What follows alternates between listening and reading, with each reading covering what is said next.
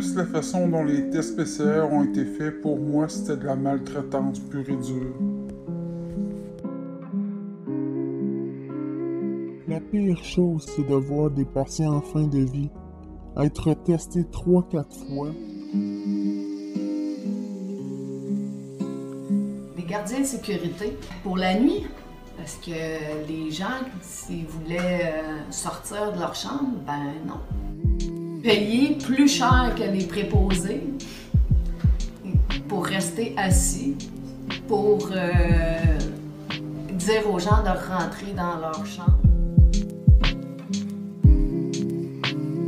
Même si après le 2 semaines de quarantaine, ben, ils les laissaient quand même dans leur chambre sans pouvoir sortir.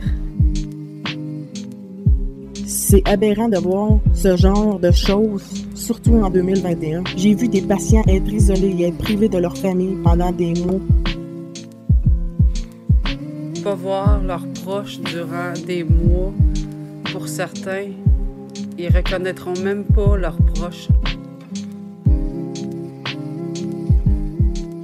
J'ai entendu des centres qui est un milieu de vie qui n'ont pas pu être décorés pour Noël ou pour d'autres festivités. Mais c'est probablement le seul moyen pour eux de se situer dans le temps.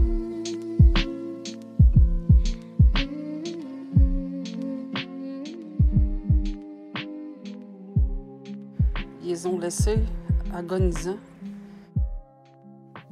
Demander au monde là, de faire des efforts de même, là. Ça n'a pas de bon sens, Legault, là.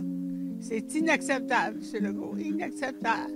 C'est pas logique d'être obligé de choisir dans la famille qui peut venir la voir, puis qui peut pas venir la voir. Ça marche pas, ça. C'est pas des choix à faire. Vous avez aucune idée à quel point ça peut être souffrant de mourir de faim. Ces gens-là sont partis dans la tourmente et la douleur.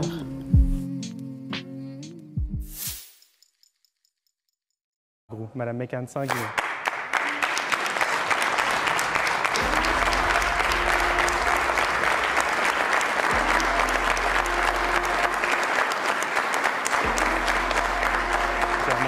Madame Blais.